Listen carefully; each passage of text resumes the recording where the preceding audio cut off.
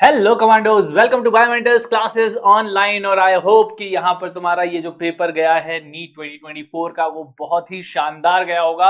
और हम लोगों ने जिस तरीके से तैयारी करी थी साल भर, वो चीज सीधे सीधे यहाँ पर रिफ्लेक्ट हो रही है। और हम देख पा रहे हैं कि जो भी क्वेश्चंस यहाँ पर आए गए थे वो सारे के सारे क्वेश्चंस जो हैं वो हमारे बायोमेंटर से थे।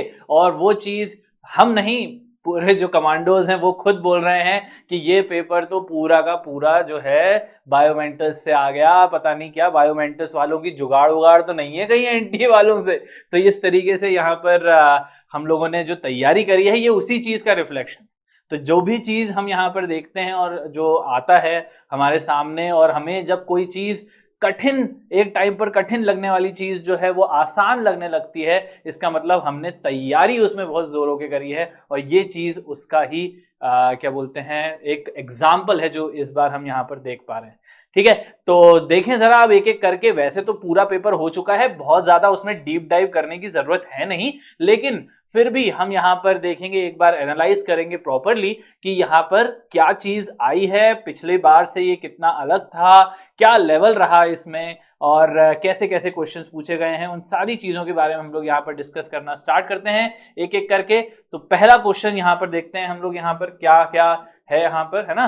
तो let's discuss this NEET 2024 paper now. Okay, section A में देखें जरा कौन कौन से क्वेश्चन आए थे इस बार। ओके, पहला वाला क्वेश्चन क्या है, spin only magnetic moment is the same for which of the following ions. तो ये सीधी सी बात है, मैग्नेटिक मोमेंट आया है यहाँ पर, बहुत ही सिंपल सा। जैसा कि हम लोगों ने डिस्कस किया था कि हमें पता था कि यहाँ पर कोई ना कोई डी एंड एफ ब्लॉक से ये क्वेश्चन है। और इसमें जो है हम यहाँ पर देख पा रहे हैं कि जो मैग्नेटिक मोमेंट यहाँ पर जो है वो साफ साफ आसानी से निकाला जा सकता है। सिंपली हमको क्या करना है, सिर्फ इनका कॉन्फ़िगरेशन पता करना है और इसमें देखना है कि अनपेयर्ड इलेक्ट्रॉन किस में कितने हैं। एक बार वो पता चल गया तो उसके बाद जिसमें सेम अनपेयर्ड इलेक्ट्रॉन रहने वाले हैं वही हमारा आंसर होगा।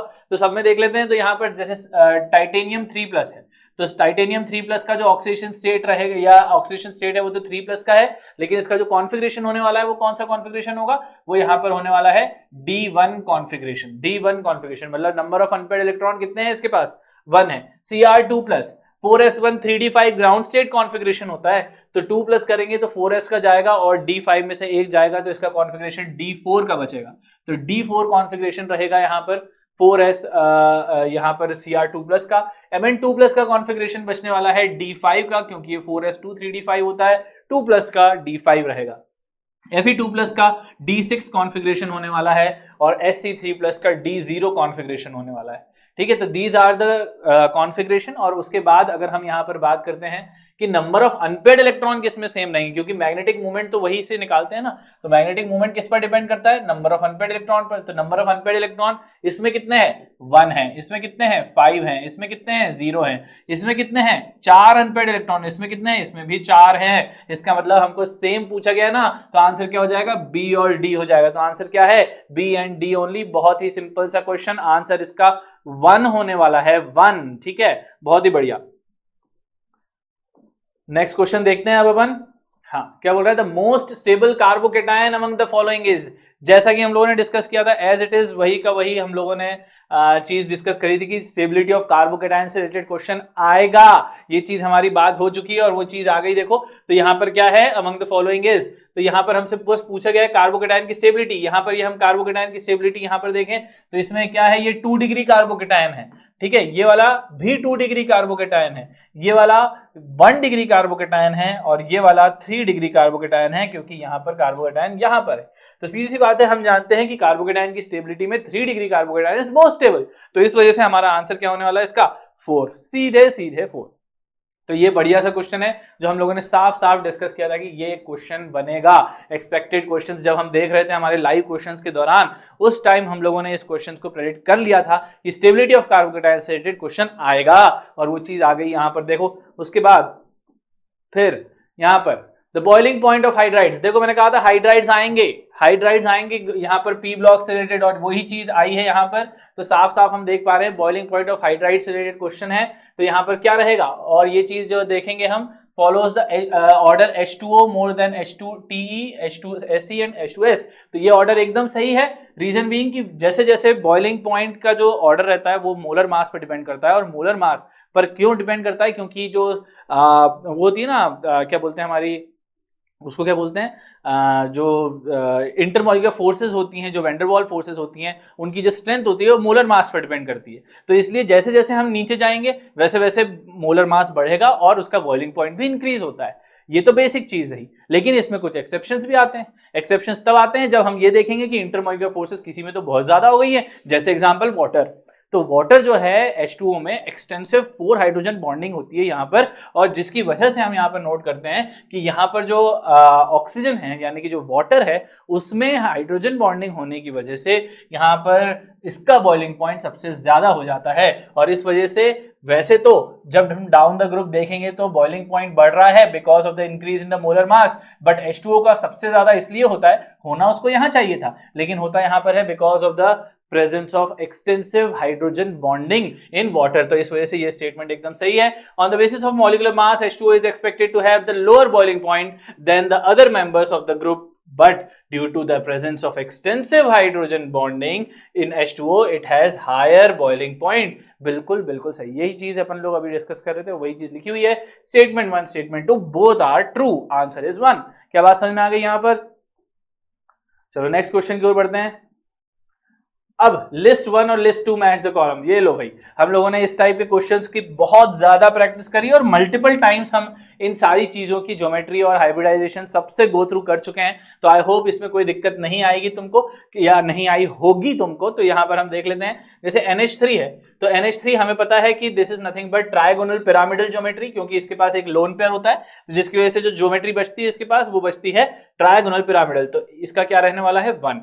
BRF5, तो BRF5 में क्या है, एक लोन पेयर है और 5 बॉन्ड पेयर है, यानी कि इसकी ज्योमेट्री तो ऑक्टाहेड्रल है लेकिन इसका जो शेप है वो स्क्वायर पिरामिडल शेप रहेगा। स्क्वायर पिरामिडल शेप यानी कि इसका रहने वाला है 4 रहेगा। XCF4 में 2 लोन पेयर और 4 बॉन्ड पेयर, इसका मतलब इसमें भी ज्योमेट्री तो ऑक्टाहेड्रल है लेकिन जो शेप हो जाएगा इसका that will become square planar. तो इस वजह से यहाँ पर स्क्वायर प्लेनर शेप रहने वाला है। SF6 में सारे के सारे जो हैं वो बॉन्ड पेयर ही हैं, एक भी लोन पेयर नहीं है। तो इस वजह से हम कह सकते हैं कि ये ऑक्टाहेड्रल ज्योमेट्री ही रहने वाला है। तो इसका रहेगा 3। तो ऑर्डर रहने वाला है 1 4 2 3, 1 4 2 3, आंसर इसका 1, 1 4 2 3, आंसर इसका 1 रहने वाला है। ये चीज हम यहाँ पर देख सकते हैं। ठीक है, इजी है ना? चलो बहुत बढ़िया, आगे बढ़ते हैं।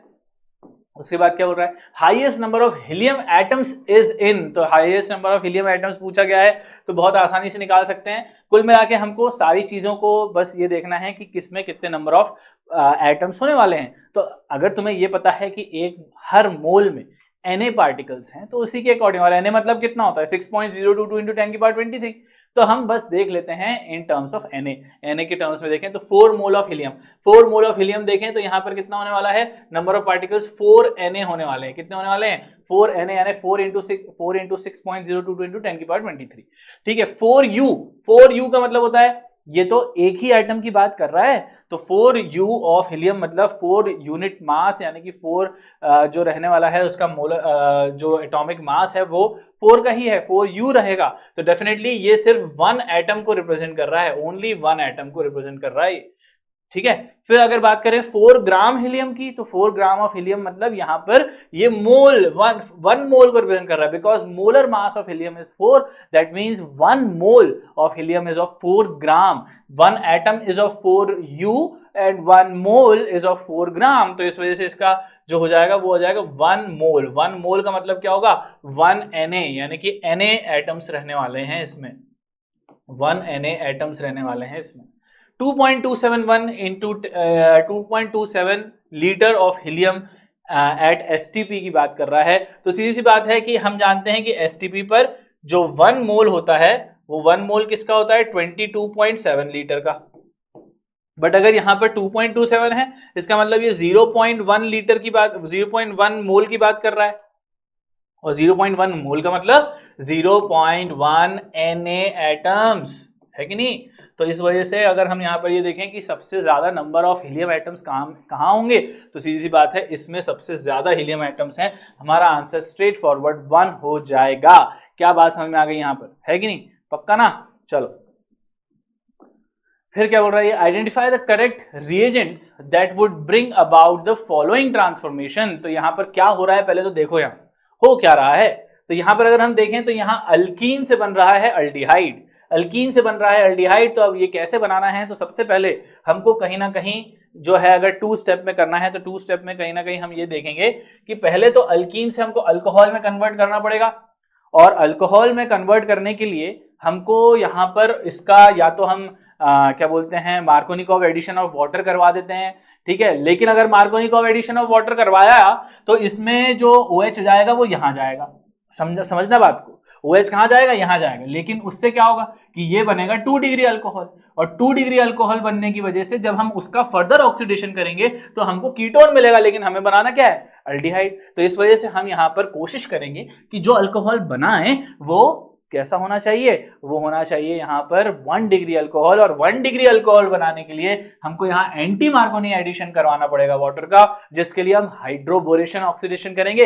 Hydroboration oxidation is nothing but anti Markovnikov addition of water, that also we have discussed during our discussion, जो हम लोगों ने कर रहे थे लाइव सेशंस के दौरान पे। उसमें हम लोगों ने साफ कहा था कि यहाँ पर जो है वो इससे रिलेटेड क्वेश्चन आ सकता है। और ये भी बात हुई थी कि जब ऑक्सीडेशन ऑफ 1 डिग्री अल्कोहल होता है तो ही हमें अल्डिहाइड मिलता है। ये भी हमने अल्डिहाइड कीटोन में डिस्कस किया है, ऑक्सीडेशन नहीं अल्कोहल फिनॉल में, ऑक्सीडेशन ऑफ अल्कोहल्स ऐसा करके लिखा हुआ है, ठीक है, जिसमें 1 डिग्री 2 डिग्री 3 डिग्री, 1 डिग्री के साथ अल्डिहाइड, 2 डिग्री के साथ कीटोन, 3 डिग्री के साथ no reaction but only copper के साथ वो अल्कीन देता है। ये हमारा डिस्कशन हो चुका है। खैर अभी हमको अल्डिहाइड बनाना था, 1 डिग्री बनाना है तो इसके लिए ये 1 डिग्री अल्कोहल होना पड़ेगा।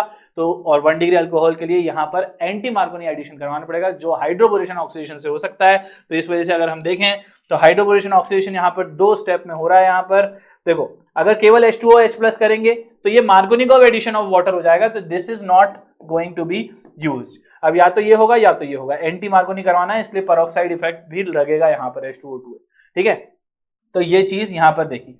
फिर दूसरी बात ये कि हमको यहाँ पर अगर हम यहाँ पर दूसरे स्टेप में आफ्टर द फॉर्मेशन ऑफ हमारा जो 1 डिग्री अल्कोहल है वो बन गया, उसके बाद हमको ऑक्सीडेशन करवाना है। अब यहाँ पर ये भी ऑक्सीडाइजिंग एजेंट है, ये भी ऑक्सीडाइजिंग एजेंट है, but this is very strong oxidising agent, और ये चीज जो है उसको सीधा सीधा कार्बोक्सिलिक एसिड में ले जाएगा, जो हम नहीं चाहते हैं। हम चाहेंगे माइल्ड ऑक्सीडाइजिंग एजेंट, और इस वजह से यहाँ पर हमारा जो मोस्ट अप्रोप्रिएट चॉइस रहने वाली है वो 2 रहेगी। क्या बात समझ में आ गई यहाँ पर?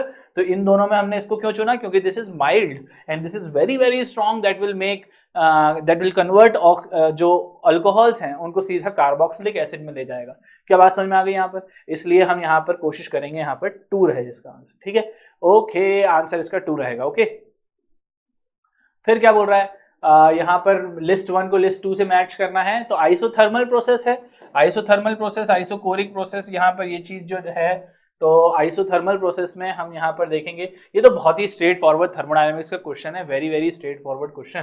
तो इसमें अगर हम देखें कि क्या होगा, आइसोथर्मल है ना, तो यहाँ पर क्या होगा, कांस्टेंट टेम्परेचर पर होने वाला है ये, तो ये तो बहुत ही सिंपल 2 हो जाएगा इसका। आइसोकोरिक मतलब कांस्टेंट वॉल्यूम पर होने वाला, 3 हो जाएगा इसका।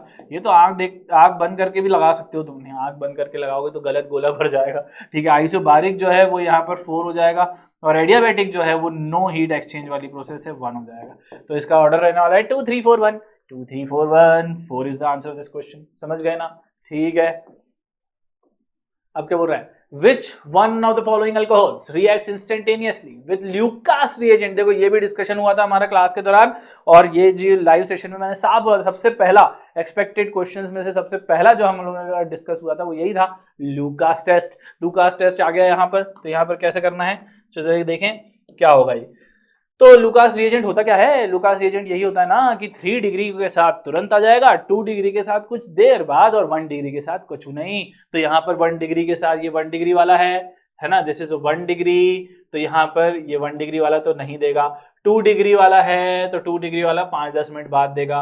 ये भी 1 डिग्री वाला है तो यहाँ पर हम बोलेंगे कि ये जो चीज है ये नहीं देगा। लेकिन ये 3 डिग्री वाला है और ये तुरंत दे देगा इमीडिएटली, तो यहाँ पर इसका आंसर क्या रहने वाला है, 4 रहने वाला है। बहुत ही आसानी से हमने कर लिया ये, ठीक है। फिर क्या बोल रहा है, in which of the following equilibrium Kp and Kc are not equal. ये फिर देखो मतलब मुझे ऐसा लग रहा है कि वाकई जो है, ऐसा तो नहीं कि अपने लाइव सेशंस के बाद इसका पेपर बना हो, नीट का तैयार हुआ हो कि भाई यहाँ पर बायोमेंटर्स ने बोला है तो कुछ सोच समझ के बोला होगा, पता नहीं क्या, कह नहीं सकते, ऐसा वैसे मजाक कर रहा हूँ मैं, ऐसा नहीं होता है, ठीक है। लेकिन फिर भी जो जिस तरीके से पेपर आया है वो इस तरीके से ऐसा लग रहा है कि भाई साहब इस बार तो मतलब जो है हर एक क्वेश्चन जो है अपने डिस्कशन से उठकर आ गया। KP and KC are not equal जो है वो यहाँ पर कुल मिला के पूछ रहा है, केपी और केसी के रिलेशन जानते हो क्या तुम? बोले वो हाँ, बहुत ही सिंपल है क्योंकि हमें बायोमेंटर्स में बताया गया है, तो कमांडोज ने कर लिया होगा तुरंत। कैसे करते हैं, बस हमको डेल्टा एन जी देखना है, केपी इक्वल टू के सी इंटू आर टी की बार डेल्टा एन जी, और डेल्टा एन जी जिसमें बराबर मतलब पूछा है किसमें बराबर नहीं है, यानी कि जिसमें डेल्टा एन जी 0 नहीं होगा वही हमारा आंसर होगा। तो बताओ यहाँ पर ये यहाँ 1 है, यहाँ 2 है, तो 2 माइनस 1 1 है, डेल्टा एन जी 0 नहीं है, तो यही हमारा आंसर हो जाएगा। यहाँ पर देखो ये 2 है, ये भी 2 है, ये 2 है, ये भी 2 है, तो डेफिनेटली यहाँ तो डेल्टा एन जी 0 है।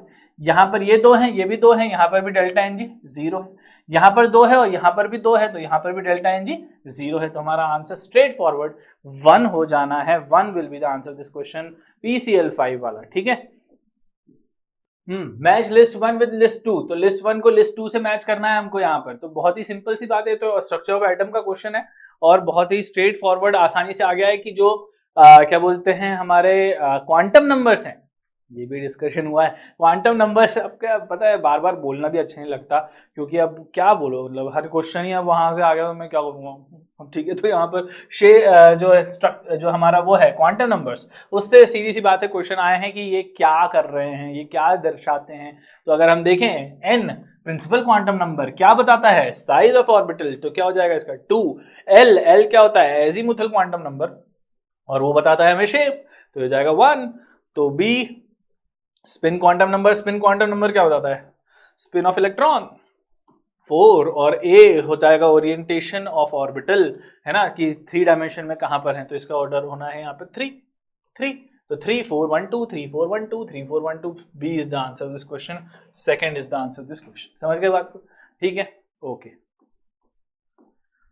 अब क्या बोल रहा है ये statement 1, aniline does not undergo Friedel craft alkylation reaction, एकदम स्ट्रेट फॉरवर्ड एनसीईआरटी की लाइन।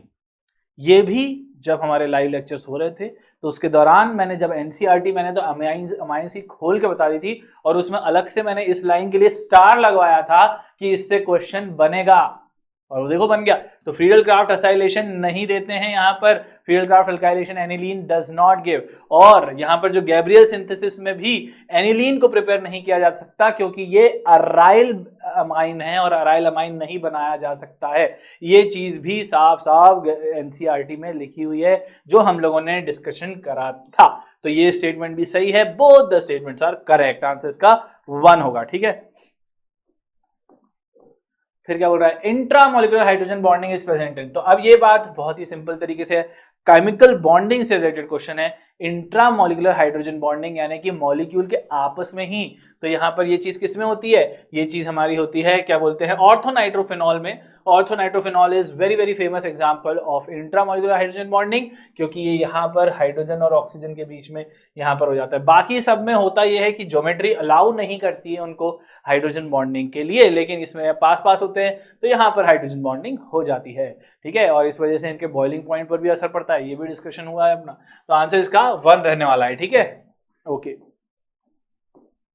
फिर क्या हो रहा है, on heating some solid substances changes from solid to vapour, सीधा सीधा सॉलिड से वेपर जा रहा है, from solid to vapour state without passing through the liquid state. मतलब क्या हो रहा है यहाँ, सीधा सीधा सब्लिमेशन है ना, क्योंकि जो सॉलिड से लिक्विड जाता है वो पहले मेल्ट करता है, लिक्विड से वेपर जाता है वो वेपराइज करता है, और यहाँ पर सॉलिड से जो डायरेक्ट वेपर जाता है उसको हम सब्लिमेशन बोलते हैं। The technique use for the purification of such solid based on the above principle is known as sublimation. बहुत ही सिंपल सी बात है।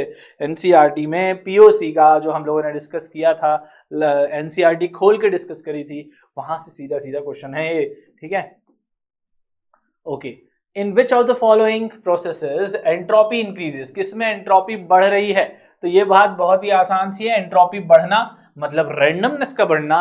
और रैंडमनेस कहां से बढ़ेगा, देखो यहां पर लिक्विड एवेपोरेट्स टू वेपर, बिल्कुल सीधी सी बात है, लिक्विड में सारी चीजें पास पास हैं, वेपर में दूर दूर हो गई, तो यहां पर हम कहेंगे कि यहां पर एंट्रोपी तो बढ़ रही है। बहुत बढ़िया।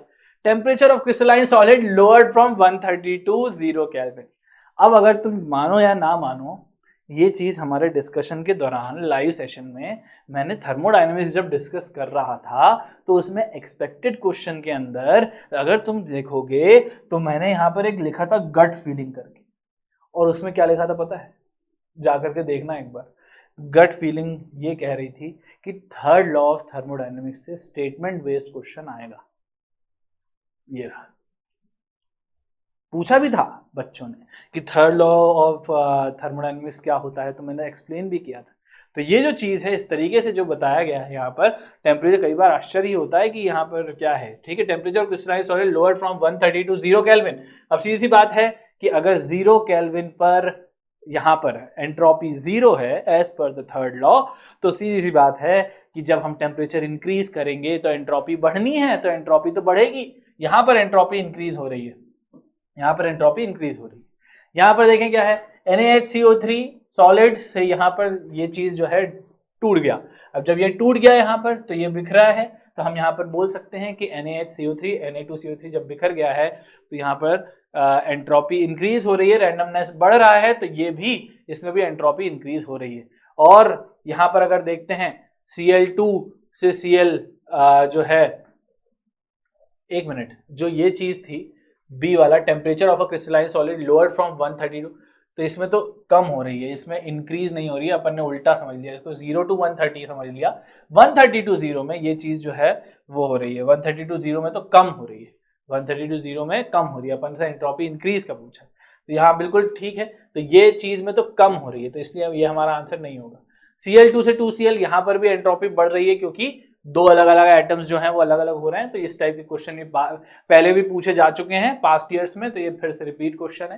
तो यहाँ पर हम देख सकते हैं केवल पहले वाले में जो है, सॉरी सेकंड वाले में जो है वो, यहाँ पर हम देख सकते हैं कि एंट्रोपी जो है वो घट रही है, क्योंकि यहाँ पर 132 0 केल्विन जा रहा है, तो टेम्परेचर कम हो रहा है, टेम्परेचर कम हो रहा है, तो ये चीज ठीक है। तो इस वजह से हमारा आंसर जो रहने वाला है वो रहेगा ACD। ACD मतलब 3 is the answer this question. समझ गए बात को? ओके। Among group 16 elements, देखो अब group 16 elements का क्या बोल रहा है, which one does not show -2 oxidation state, कौन जो है वो -2 ऑक्सीडेशन स्टेट नहीं दे रहा है। तो सीधी बात है, -2 ऑक्सीडेशन स्टेट कौन देगा, जो इलेक्ट्रोनेगेटिव होगा, और यहाँ पर जो जैसे जैसे मेटेलिक कैरेक्टर इंक्रीज होगा, इलेक्ट्रोपॉजिटिव कैरेक्टर इंक्रीज होगा, और -2 ऑक्सीडेशन स्टेट देने की जो टेंडेंसी है वो कम हो जाएगी। तो इस वजह से हम बोलेंगे इसका आंसर यहाँ पर 4 रहेगा, पोलोनियम। रीजन बीइंग कि वो पूरे ग्रुप 16 में सबसे नीचे आता है, और जैसे जैसे हम डाउन द ग्रुप जाते हैं इलेक्ट्रोपॉजिटिव कैरेक्टर बढ़ता है, तो इस वजह से -2 ऑक्सीडेशन स्टेट पोलोनियम नहीं दे पाता है। ठीक है, समझ गए बात को? ठीक है, तो आंसर इसका 4 रहना है।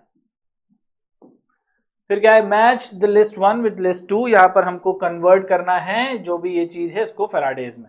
Now this is a good question, लेकिन आसान है, बायोमेंटस कमांडोज के लिए कोई चीज मुश्किल नहीं है, तो ये चीज बहुत आसानी से हो जाएगी। यहाँ पर सिंपली आपको क्या करना है कि जितने मोल इलेक्ट्रॉन्स का ट्रांजैक्शन हो रहा है उतने ही फेराडे होने हैं, क्योंकि हर मोल इलेक्ट्रॉन 1 फेराडे को रिप्रेजेंट करता है, जो उसका चार्ज होता है 1 मोल इलेक्ट्रॉन का जो चार्ज है। तो हमको बस ये देखना है कि कितने मोल इलेक्ट्रॉन्स जो हैं वो यहाँ पर ट्रांसफर होंगे, और वो चीज कैसे देखेंगे, बहुत ही सिंपल है। कैसे देखेंगे, बिकॉज जब हम यहाँ पर चेंज इन ऑक्सीजन स्टेट देखेंगे। अब चेंज इन ऑक्सीजन स्टेट, यहाँ पर ऑक्सीजन की कितनी है, -2, यहाँ पर कितनी है, 0। तो यहाँ पर देखो, यहाँ पर जो ऑक्सीजन स्टेट -2 से 0 जा रहा है, 1 मोल है, तो सीधी बात है हर ऑक्सीजन यहाँ पर -2 से 0 जा रहा है, और 1 मोल है, और एक ही मोल इलेक्ट्रॉन तो यानी कितने मोल इलेक्ट्रॉन ट्रांजैक्शन करेंगे, 2 मोल इलेक्ट्रॉन। 2 मोल इलेक्ट्रॉन मतलब 2 फेराडे चार्ज, तो इसका क्या हो जाएगा, 2। बहुत ही सिंपल है। 1 मोल ऑफ MnO4 -2 Mn2+, यहाँ +7 ऑक्सीडेशन स्टेट है मैंगनीज की पर मैंगनेट में, और यहाँ पर Mn2+ में +2 है, तो +7 से कितना गया, +2 गया, तो कितने हुए, 5 इलेक्ट्रॉन हर मोल के हिसाब से, तो हर मोल का 5 इलेक्ट्रॉन, तो 5 फेराडे चार्ज यहाँ पर हो जाएगा 4। बहुत ही सिंपल है। 1.5 mole of calcium from molten CaCl2, तो कैल्शियम से CaCl2 यानी Ca से Ca2+, यानी कि 0 से +2, 0 से +2 मतलब 2 इलेक्ट्रॉन्स का ट्रांजेक्शन हो रहा है, और 2 इलेक्ट्रॉन्स का ट्रांजेक्शन एक कैल्शियम कर रहा है, एक कैल्शियम। तो यहां पर बोला है कि 1.5 मोल कितने करेंगे, तो 1.5 मोल जो है वो 1.5 इंटू 2, क्योंकि हर कैल्शियम 2 इलेक्ट्रॉन कर रहा है, तो यहां पर 1.5 मोल 1.5 इंटू 2 मोल इलेक्ट्रॉन्स का ट्रांसफर करेंगे, that will B 3 mole electrons. 3 mole electron मतलब 3 फैराडे चार्ज, तो इसका हो जाएगा 1। ठीक है, 1 mole of FeO to Fe2O3। FeO में Fe की ऑक्सीजन स्टेट +2 की है, Fe2O3 में +3 से यहां पर ये गया तो +3 ऑक्सीजन स्टेट है यहां पर, तो यहां पर 1 मोल ही है, तो 1 मोल Fe जो है Fe2 +2 से +3 कितने मोल, कितने का ट्रांजेक्शन हो रहा है, 1 का, तो 1 यहां पर फैराडे रहेगा, इसका 3 रहने वाला है ना, और एक ही मोल है हमारे पास, तो इसका 3 रहेगा।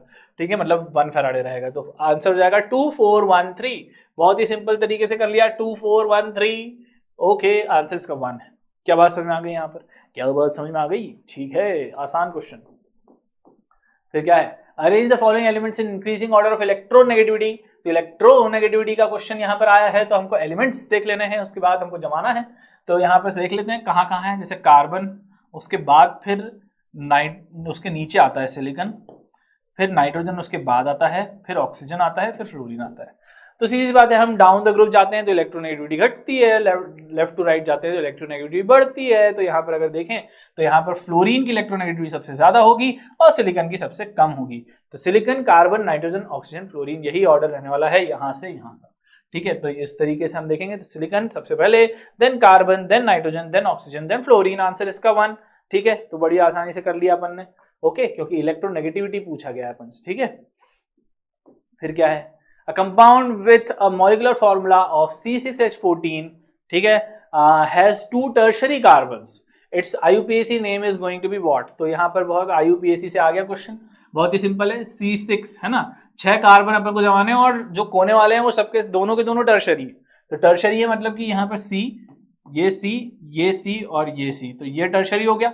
बट अभी यहाँ पे 4 कार्बन हुए हैं, अपन को इधर वाला भी टर्शरी करना पड़ेगा, क्योंकि 2 टर्शरी कार्बन, तो ये भी टर्शरी हो गया 3 डिग्री, और ये भी 3 डिग्री हो गया। ठीक ठीक ठीक, तो ये चीज है। और अल्केन का फॉर्मूला है, this is the general formula of alkane. तो सीधी सी बात है कि सारे सिंगल बॉन्ड रहने वाले हैं, तो सारे सिंगल बॉन्ड रहेंगे, ये बन गया अपना।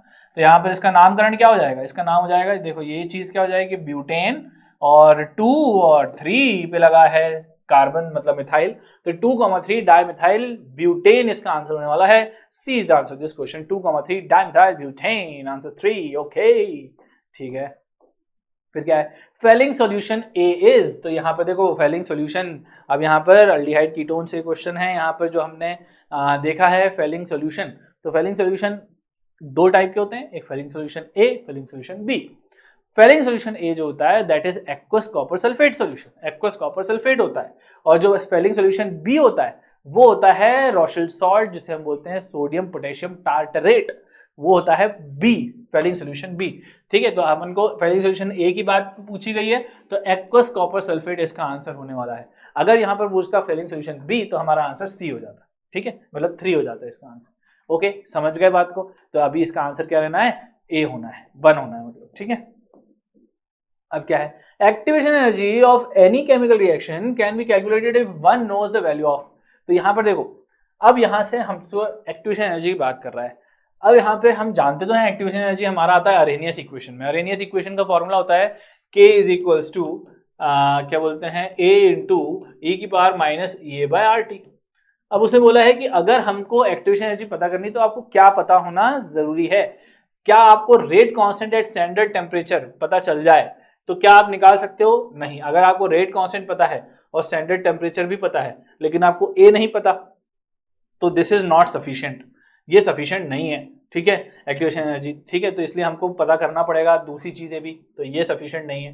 प्रोबेबिलिटी ऑफ कोलिजन, नहीं, प्रोबेबिलिटी ऑफ कोलिजन मतलब यही फ्रीक्वेंसी फैक्टर बोलते हैं इसको, है ना। तो ये भी चीज जो है काफी अकेली केवल इससे नहीं होगा। Orientation of reactant molecules during collision, ये भी काफी नहीं है। हालांकि ऑल दीज कॉन्ट्रीब्यूट जरूर करते हैं but not the only reason, मतलब इनका पता करते से ही हम ये निकाल लेंगे ऐसा नहीं। ठीक है।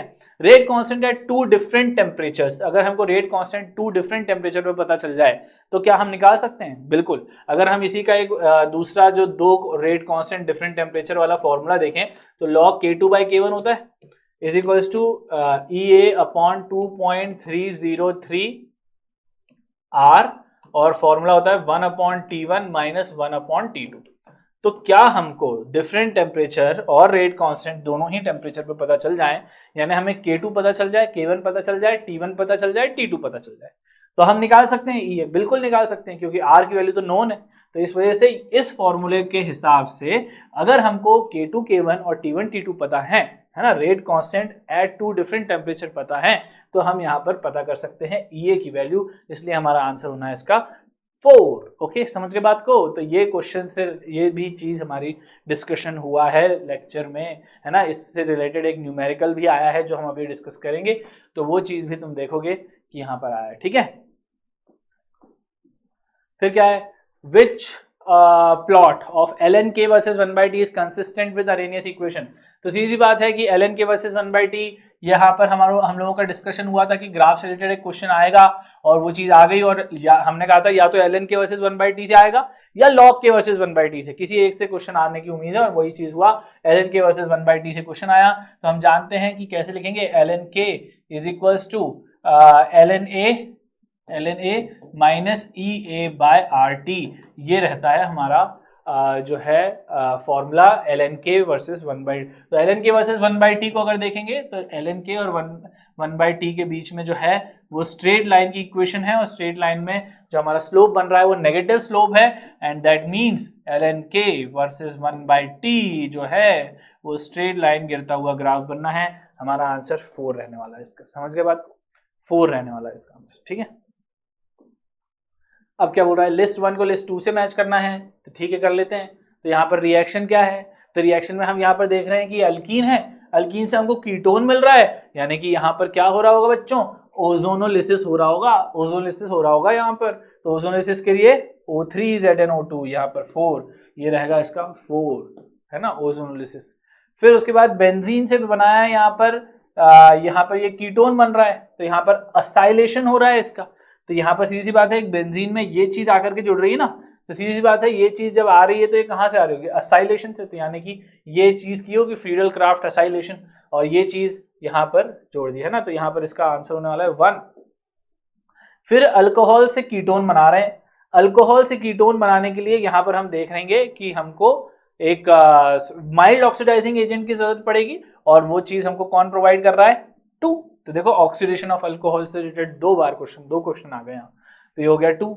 और उसके बाद यहाँ देखेंगे तो ये जो अल्कीन है, अल्कीन से COOK बन रहा है, तो यहाँ पर हमें पता है कि कोई भी जो हमारा अल्कीन, जो भी हमारा क्या बोलते हैं, अल्काइल सब्स्टिट्यूटेड बेंजीन होते हैं, अल्काइल सब्स्टिट्यूटेड बेंजीन से सीधा हम कार्बोक्सिलिक एसिड में आना है, तो KMnO4 and KOH is the alcoholic KOH जो है वो यहाँ पर होने वाला है, ठीक है। तो यहाँ पर इसका आंसर होगा 3, ठीक है, अल्कोहलिक नहीं, अल्कलाइन KMnO4, ठीक है। तो ये चीज है 4 1 2 3, 4 1 2 3 इसका ऑर्डर रहने वाला है, 4 1 2 3, 3 is the answer of this question, समझ गए ना, है ना। तो ये चीज NCERT से सीधे सारी ही पूरी NCERT से है, क्या ही बोलूं मैं, ठीक है।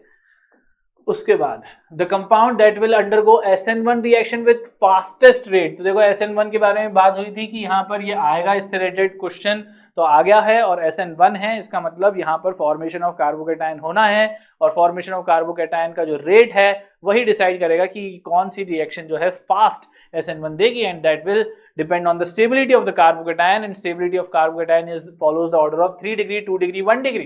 तो 3 डिग्री ये कौन सा डिग्री रहेगा, ये सीधी बात है 1 डिग्री रहना है ना। ये कौन सा रहना है, ये यहाँ पर 2 डिग्री रहना है। ये यहाँ पर कौन सा है, ये तो अराइल यहाँ तो होना ही नहीं है, यहाँ न्यूक्लियोफिलिक सब्स्टिट्यूशन वैसे ही नहीं देगा, इसको तो हटाओ यहाँ पर, ठीक है ना। वैसे यहाँ पे क्योंकि हेलोअरीन है ना, haloarene does not give nucleophilic substitution reaction. यहाँ पे बात करें तो ये जो है ये यहाँ पर 2 डिग्री होने वाला है, ठीक है।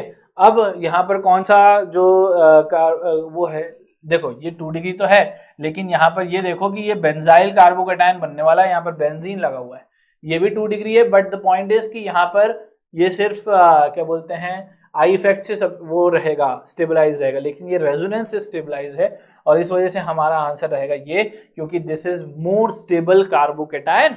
तो यहाँ पर जो स्टेबिलिटी ऑफ कार्बोकेटायन है वही डिटरमाइन करेगी रेट ऑफ SN1 रिएक्शन। ठीक है, तो इस वजह से आंसर इसका 4 रहने वाला है। ओके, फिर क्या है, which reaction is not a redox reaction. तो रेडॉक्स रिएक्शन की क्या पहचान होती है भाई, change in oxidation number check करना है। और उस चीज के लिए भी हम लोगों ने डिस्कस किया है कि जो शॉर्ट तरीका होता है उसको पहचानने का वो ये है कि अगर किसी भी तरफ रिएक्टेंट या प्रोडक्ट की तरफ अगर कोई भी चीज अपने एलिमेंटल फॉर्म में है तो वो चीज डेफिनेटली रेडॉक्स रही होगी। जैसे एग्जाम्पल के तौर पर यहाँ जिंक और कॉपर है, अब यहाँ पर ये जिंक इस तरफ है और कॉपर इस तरफ क्या है, अपने एलिमेंटल स्टेट में है, और यहाँ पर चेंज इन ऑक्सीडेशन नंबर भी हो रहा है तो ये रेडॉक्स है। यहाँ पर I2 है, यहाँ Cl2 है, तो यहाँ पर भी क्या हो रहा है, चेंज इन ऑक्सीडेशन नंबर हो रहा है यहाँ पर आयोडीन और क्लोरीन का, तो ये भी रेडॉक्स रिएक्शन तो है।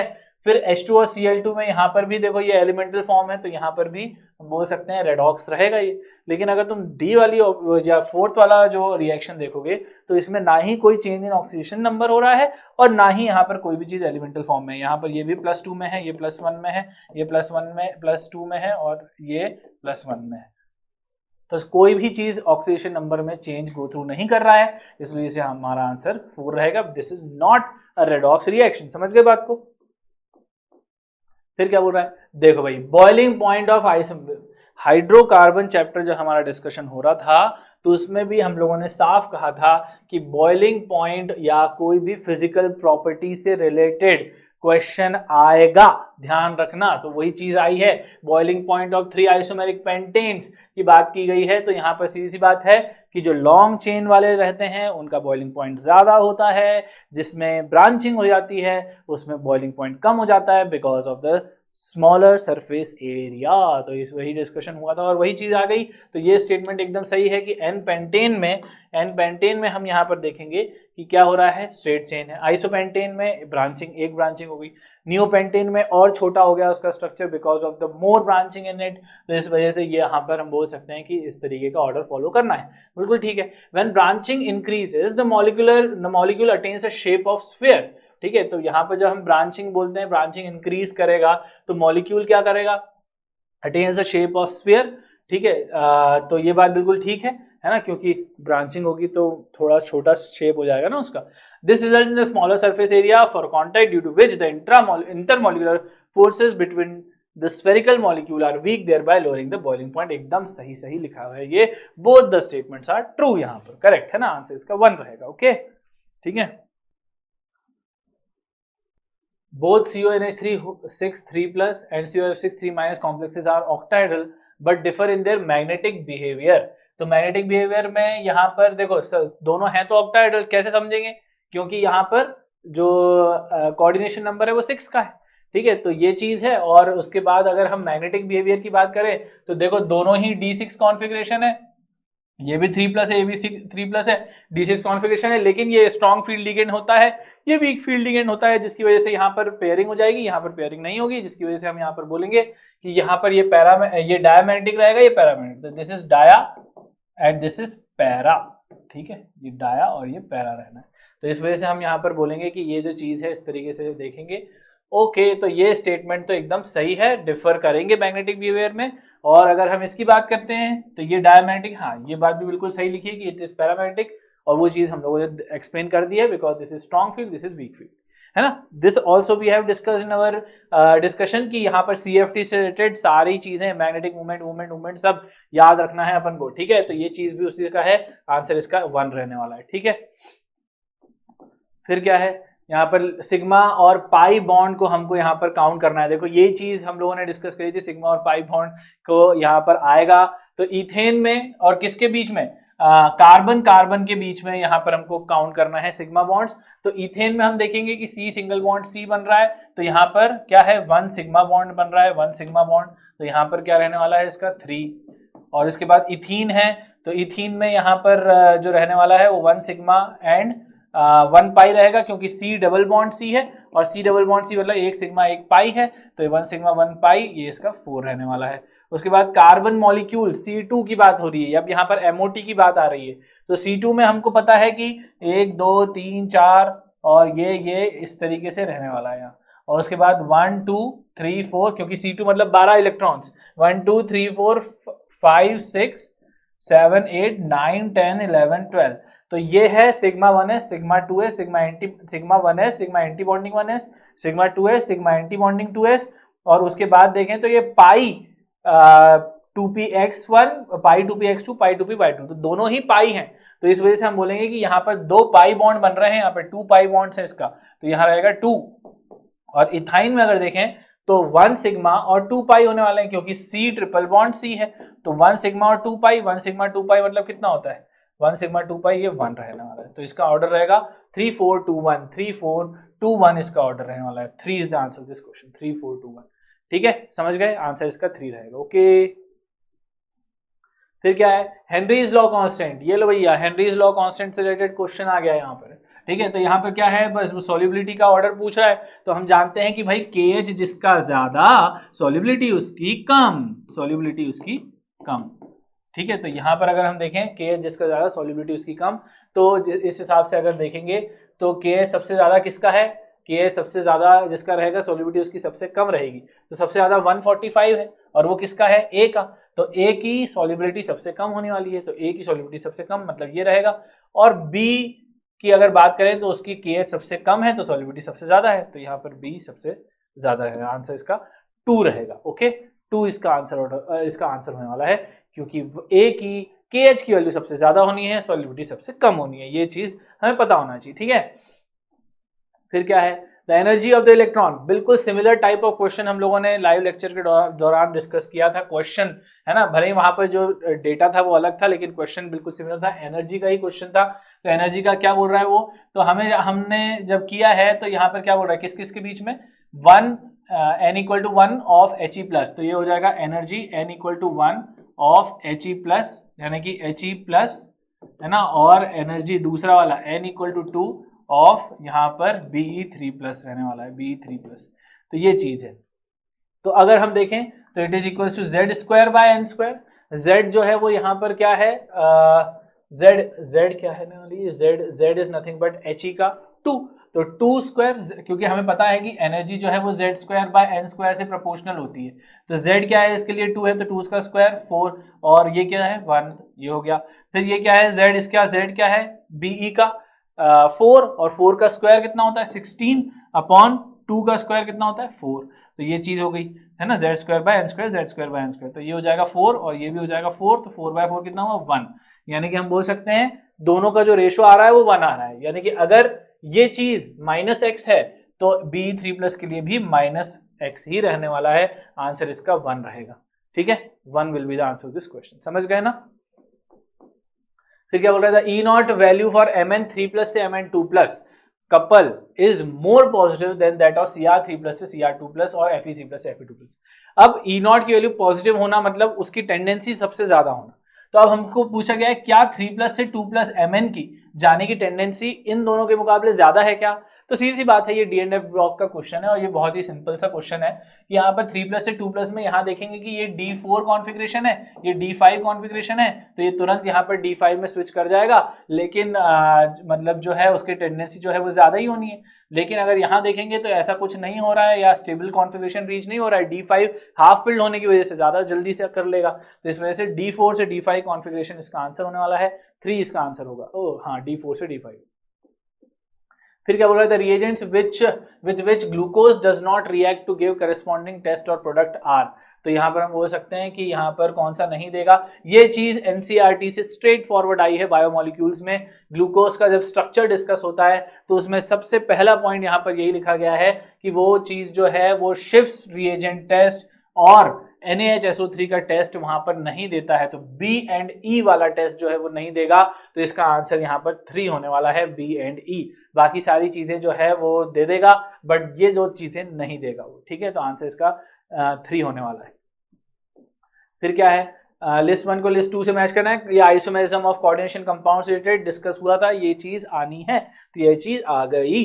ठीक है, तो अब यहाँ पर देखेंगे CONH3 5Cl2, अब यहाँ पर देखो ये NO2 है, बाइडेंटेड लिगेंड है, बाइडेंटेड लिगेंड की प्रेजेंस हमको बताता है कि यहाँ पर लिंकेज आइसोमेरिज्म यहाँ पर हो सकता है, तो इसका ऑर्डर होने वाला है 2। फिर यहाँ पर देखेंगे तो Br SO4, यहाँ पर Br और SO4 के बीच में अगर एक्सचेंज हो गया तो आयन्स अलग अलग टूटेंगे, तो हम बोल सकते हैं कि यहाँ पर आयन एक्सचेंज आयनाइजेशन आइसोमेरिज्म हो सकता है यहाँ पर, तो ये हो जाएगा 3। CONH3, यहाँ पर दो coordination cation anion both are complex, तो हम इसमें बोलेंगे कि दे आर कोऑर्डिनेशन आइसोमेरिज्म, तो इसका आंसर होना है 4। और COH2O6Cl3 की बात करें तो यहाँ पर H2O आ रहा है, तो दैट मीन्स यहाँ पर हाइड्रेट आइसोमेरिज्म भी हो सकता है, तो यहाँ पर हम बोल सकते हैं कि ये चीज कितनी होने वाली है, हाइड्रेट आइसोमेरिज्म की 1। तो 2 3 4 1 इसका ऑर्डर होने वाला है, 2 3 4 1। 1 is the answer of this question, ठीक है, 1 is the answer of this question. This is also we have discussed during our live session, ठीक है। फिर क्या है, arrange the following elements in the increasing order of first ionisation enthalpy, तो lithium beryllium boron carbon nitrogen, ये भी मैंने साफ साफ बोला था कि यहाँ पर जो है ionisation enthalpy of second group, ये चीज भी बोली थी और वही चीज आ गई। तो यहाँ पर हम देखेंगे, देखो लिथियम बेरिलियम बोरॉन में यहाँ पर पहले बोरॉन आ जाता है और फिर बेरिलियम आ जाता है, क्योंकि यहाँ पर S2 कॉन्फ़िगरेशन होता है और ये P1 कॉन्फ़िगरेशन होता है, तो इस वजह से बोरॉन को निकाल के S2 बनाना ज्यादा आसान है रेदर देन S2 को S1 बनाने की, तो इसलिए लिथियम सबसे छोटा रहेगा, उसके बाद फिर बोरॉन आएगा, फिर बेरिलियम आएगा। एक एक्सचेंज यहाँ पर होता है और दूसरा ऑक्सीजन और नाइट्रोजन में होता है, बट वो है ही नहीं, तो हमको उससे कोई लेना देना नहीं है, तो इस वजह से वो चीज ऐसी ही रहने वाली है। तो यहाँ पर हम बोलेंगे कि इसके बाद कार्बन आएगा और फिर नाइट्रोजन आएगा, तो ये चीज तो ऐसी ही रहने वाली है। तो लिथियम सबसे कम, then boron, beryllium, carbon and nitrogen, answer इसका 2 रहने वाला है। समझ गए बात को, है ना। और ये चीज क्यों होती है, क्योंकि यहाँ 4s2 कॉन्फ़िगरेशन है, यहाँ S2P1 कॉन्फ़िगरेशन है, P1 कॉन्फ़िगरेशन में से इलेक्ट्रॉन को निकालना और S2 बनना ज्यादा आसान होता है, इसलिए वहां पर ये चीज इधर एक्सचेंज हो जाएगी और वो उधर चला जाएगा, ठीक है। तो आंसर इसका 2 रहेगा। 1 gram of sodium hydroxide was treated with 25 ml of 0.75 ml molar HCl solution. The mass of sodium hydroxide left unreacted is equal to, तो यहाँ पर हमको सिंपली ये देखना है कि नंबर ऑफ मोल्स, क्योंकि this is nothing but NaOH plus HCl, तो इसकी रिएक्शन है और ये NaCl प्लस H2O देता है हमको, ठीक है। तो उस हिसाब से अगर देखें NaOH plus HCl gives NaCl plus H2O, तो यहाँ पर हम देखेंगे 1 ग्राम, है ना, हमको नंबर ऑफ मोल्स, देखो एक मोल NaOH जो है वो 1 मोल OH माइनस देगा और 1 मोल H प्लस जो है 1 मोल HCl जो है 1 मोल H प्लस देगा, तो सीधी बात है 1 मोल है दोनों, तो न्यूट्रलाइज करने के लिए जितने मोल OH माइनस है उतने ही मोल H प्लस चाहिए, तो एक बार हम दोनों के नंबर ऑफ मोल्स को इक्वेट कर देते हैं, या हम देख लेते हैं कि कौन ज्यादा है, जो ज्यादा होगा वो यहाँ पे कुल मिला के लिमिटिंग रिएजेंट, हालांकि इसमें बोला तो है कि लिमिटिंग रिएजेंट का क्वेश्चन है ये, क्योंकि यहाँ पर लेफ्ट अनरिएक्टेड पूछा, ये सोडियम हाइड्रोक्साइड एक्सेस रिएजेंट होगा, HCl लिमिटिंग रिएजेंट होगा, तो हमको वही देखना है कि यहाँ पर क्या है। देखो sodium hydroxide treated with 25 ml of 0.75, है ना, तो हम नंबर ऑफ मोल्स देख लेते हैं सभी के, तो number of moles of H plus देख लेते हैं सबसे पहले, तो वो कितना है HCl का, है ना, तो 25 इंटू 0.75, 25 इंटू 0.75, ये मिली मोल्स में आंसर आएगा।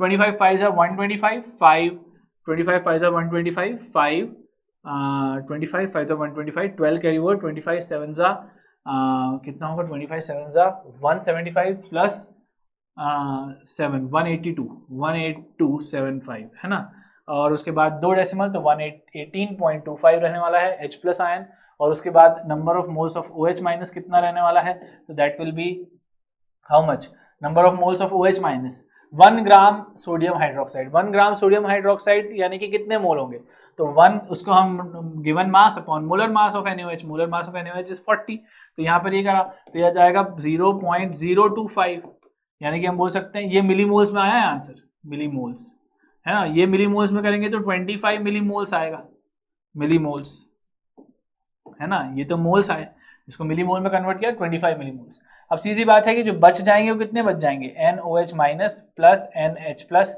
तो that will be 25 minus 18.25, that will be nothing but 6.25, तो कितना आएगा ये 6.25 मिलीमोल्स, ध्यान रखना मिलीमोल्स। हमसे क्या पूछा गया है, तो मास अपन को निकालना है, मास कितना वो रहेगा, तो मास हो जाएगा इसका कितना, number of moles into molar mass, तो यहाँ पर नंबर ऑफ मोल्स कितने आए अपने मिलीमोल्स में 6.25, और इसको मोलर मास यानी 40 से मल्टीप्लाई कर देते हैं, तो इतना मास हो जाएगा NaOH का जो लेफ्ट रहेगा, तो ये कितना आएगा यहाँ पर 5 4 20 का 0, 5 4 20 0 2, 4 to 8 और 2 10 का 0 1, 6 4 24 1 25, ये चीज रही है ना, और एक 0 और ये हो जाएगा, और उसके बाद 2 डेसिमल यहाँ से किसका आना है, तो 250 मिलीग्राम इसका आंसर रहेगा, है ना, आंसर इसका 2 रहने वाला है। मिलीग्राम में क्यों आया ये 2, क्योंकि 6.25 मिलीमोल्स था, ठीक है, तो ये चीज आ गई, हमारा आंसर इसका 2 रहने वाला है। तो this is the question from some basic of क्या बोलते हैं, लिमिटिंग रिएजेंट कॉन्सेप्ट, ठीक है, तो आंसर इसका 2 रहेगा। फिर क्या बोल रहा है, for the reaction 2A gives B + C, KC हमको दिया गया है, at a given temperature given time the composition of reaction mixture is. तो यहाँ पर हमसे पूछा गया है कि कॉम्पोजिशन ऑफ रिएक्शन मिक्सचर क्या होने वाला है, है ना, विच of the following is correct. हमको रिएक्शन मिक्सचर का दिया गया है कॉम्पोजिशन, ठीक है, तो अब हमको simply this is the question of reaction question, एक बार रिएक्शन क्वेश्चन निकालेंगे और उसके बाद देखेंगे कि यहाँ पर केसी से ज्यादा है कि कम है, उस हिसाब से डिसाइड करेंगे कि रिएक्शन कहाँ जाने वाली है। तो बस अगर हम देखें तो QC is what, QC is nothing but, यहाँ जो रहने वाला है क्यूसी इज प्रोडक्ट, है ना, बी इंटू सी अपॉन ए की पावर 2, यही रहने वाला है। तो ये चीज क्या है, सब बराबर है, ऑल आर इक्वल, तो ये सब कट जाएंगे, तो आंसर इसका 1 आएगा। क्यूसी कितना आया, 1। नाउ चेक करो केसी कितना है, केसी इज 4 × 10 की पावर -3, यानी कि केसी इज स्मॉलर देन क्यूसी, और केसी अगर क्यूसी से छोटा है यानी कि क्यूसी अभी बड़ा है तो बैकवर्ड डायरेक्शन होनी है, तो the reaction will go backward, answer इसका 3 रहने वाला है। क्या बात समझ में आ गई, है ना। चलो भैया अब सेक्शन बी देख लेते हैं अपन, ठीक है। Given below are the two are certain cations using inorganic qualitative analysis. Arrange them in increasing group number from 0 to 6. 0 to 6 में हमको increasing order में जमाना है यहाँ पे, ठीक है। तो यहाँ पर देखो तो क्या हो रहा है, Al3+ है ना, तो हमको देखो अब यहाँ पर सीधी सी बात है कि यहाँ पर अगर आप इसको देखो, ये यहाँ से है कि कौन से ग्रुप में आते हैं। तो अगर हम देखें ग्रुप 0 में NH4+ आ रहा है, तो क्या यहाँ पर NH4+ है कहीं, नहीं, NH4+ नहीं है। फिर ग्रुप 1 में Pb2+ आ रहा है, तो ग्रुप 1 में Pb2+ है क्या कहीं, नहीं, यहाँ पर Pb2+ नहीं है। उसके बाद ग्रुप 2 में क्या क्या है, Pb2+ भी है, Cu2+ भी है, AS3+ भी है, यहाँ पर Cu2+ है, तो मतलब ये सेकेंड ग्रुप का मेंबर है। फिर CO2+ कहाँ से है, CO2+ जो है हमारा ग्रुप 4 का मेंबर है, तो ये हमारा ग्रुप 4 का मेंबर है, तो ये 4 है ना, 4th ग्रुप का मेंबर है CO2+। Al3+ कौन से ग्रुप का है, Al3+ जो है हमारा ग्रुप 3 का है, तो ये ग्रुप 3 होना है, ठीक है। फिर Ba2+ और Mg2+, Ba2+ ग्रुप 5 का और Mg2+ ग्रुप 6 का, तो 5 और 6, ठीक है, 5 और 6, ये 5 है और ये 6 है, तो बस इसको इंक्रीजिंग ऑर्डर में जमा देते हैं हम लोग। तो B सबसे पहले आएगा और उसके बाद फिर 3 वाला A, और उसके बाद फिर 4 वाला D, उसके बाद फिर 5 वाला C, और उसके बाद फिर 6 वाला E। तो ये ऑर्डर रहने वाला है इंक्रीजिंग ऑर्डर BADCE, आंसर इसका 1 रहेगा। क्या बात समझ में आ गई, 1 is the answer this question, ठीक। अब क्या बोल रहा है, the products A and B obtained in the following reaction respectively are। तो यहाँ पर सीधी बात है कि यहाँ पर ROH देखो PCl3 NCERT से साफ एक लाइन से लगातार अल्कोहल से हेलो अल्केन बनाने के जो तरीके दिए गए हैं NCERT में, वही से क्वेश्चन है। PCl3 तो बनना तो दोनों में RCl है, ये तो तय है, जहां OH दिखेगा वहां Cl हो जाएगा, लेकिन यहाँ पर साइड प्रोडक्ट्स की बात हो रही है, तो साइड प्रोडक्ट्स यहाँ पर PCl3 के साथ बनता है H3PO3, ठीक है, H3PO3 बनता है और यहाँ पर POCl3 बनता है, ठीक है। तो हमारा आंसर होना है H3PO3 and POCl3 respectively, answer इसका 4 रहने वाला है, ठीक है। 4 is the answer of this question, ठीक है, बहुत ही स्ट्रेट फॉरवर्ड डायरेक्ट था, इसको याद करना रहता है, ठीक है। फिर क्या है, mass in grams of the copper deposited by passing 9.6, देखो फैराडे से क्वेश्चन आ गया ये, है ना। तो यहाँ पर हमारा फॉर्मूला क्या था, M = ZIT, ये फॉर्मूला है हमारा। मास डिपॉजिट पूछा गया है, Z की वैल्यू कैसी होगी, 63 अपॉन इक्विवेलेंट मास, है ना, equivalent mass upon valency factor, तो इक्विवेलेंट मास के लिए 63 अपॉन वैलेंसी फैक्टर होता है Cu2+ का कॉपर सल्फेट में 2, और फेराडेस कांस्टेंट कितना है दिया गया है 96487, तो आपको यही यूज करना है 96487, ठीक है, इनटू I की वैल्यू कितनी है 9.6487 एम्पियर, तो ये चीज हो जाएगी, तो ये हो गया इनटू आई हो गया, टी कितना है 100 सेकेंड, तो ये चीज हो जाएगी यहाँ पर। तो ये गया यहाँ से 1 2 3 4, ये चीज है, यहाँ से ये दोनों कट गए। ओके, उसके बाद ये दोनों यहाँ से कटे, ठीक है, कट गए। उसके बाद फिर क्या बात बचा है, बस ये 263/2/100 है, तो 63/2 मतलब कितना होता है 31.5, और 200 है तो यानी कि 0.315, 0.315 ग्राम रहेगा इसका answer. 2 is the answer of this question. 2 will be the answer of this question. समझ गए? The plot of the osmotic pressure versus concentration for a solution gives a straight line with slope of 25.73 liter bar per mole. The temperature at which the osmotic pressure measurement is done is, तो यहाँ पर अगर देखें तो यहाँ पर देखो हमें बहुत आसान है question, pi is equal to mRT होता है, pi is equal to mRT।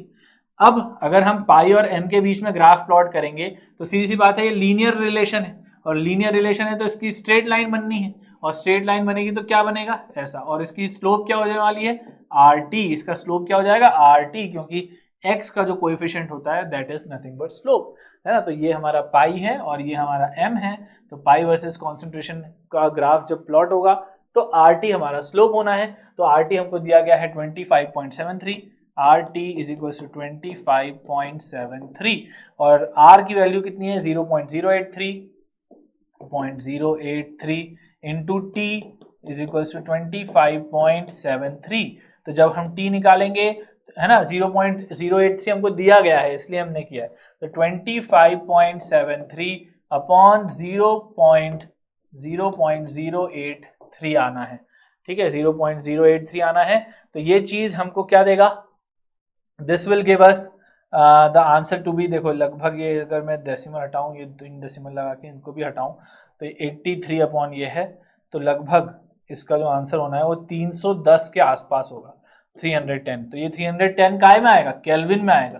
तो इसको जब हम वो करेंगे, क्या बोलते हैं, डिग्री सेल्सियस में कन्वर्ट, तो डिग्री सेल्सियस में जब हम कन्वर्ट करेंगे तो ये -273 करेंगे तो it will be 37 degree Celsius. तो कितना आएगा 37 डिग्री सेल्सियस का आंसर रहेगा। 1 will be the answer of this question. ठीक बात समझ में आ गई? हाँ भाई, identify the major product C formed in the following reaction sequence. तो यहाँ पर अगर देखें तो CH3 CH2 CH2I को NaCN के साथ, देखो अब NaCN के साथ मतलब now this is a strong electrolyte, तो Cn माइनस आसानी से निकलेगा और यहाँ पर बनाएगा साइनाइड, तो C फिर Cn, ये चीज रहने वाली है ना NaCN की। पार्शियल हाइड्रोलिसिस करेंगे OH माइनस का, तो यहाँ पर पार्शियल हाइड्रोलिसिस करेंगे तो यहाँ पर हमको क्या होगा, यहाँ देखो ये चीज जो है ना पार्शियल हाइड्रोलिसिस के पास बनाएगा C फिर C, यहाँ पर OH आएगा, यहाँ डबल बॉन्ड N आएगा, ठीक है, डबल बॉन्ड NH आएगा। अब उसमें फिर अगर हम यहाँ ये देखेंगे डबल बॉन्ड NH तो आ गया, लेकिन इसके बाद टॉटोमेरिज्म होगा और टॉटोमेरिज्म होकर के ये चीज क्या बनाएगा, टॉटोमेरिज्म होकर के ये डबल बॉन्ड यहाँ आएगा, H यहाँ जाएगा, तो ये चीज हो जाएगी C single bond C single bond C single bond C double bond O NH2, ये रहेगा हमारा B। ये जो B है वो दरअसल ये है, समझ गए बात को। बना ये था लेकिन इसके बाद टॉटोमर बन गया इसका, तो टॉटोमराइजेशन के बाद फिर ये इधर चला गया और H इधर चला गया, तो ये बन गया अमाइड बन गया।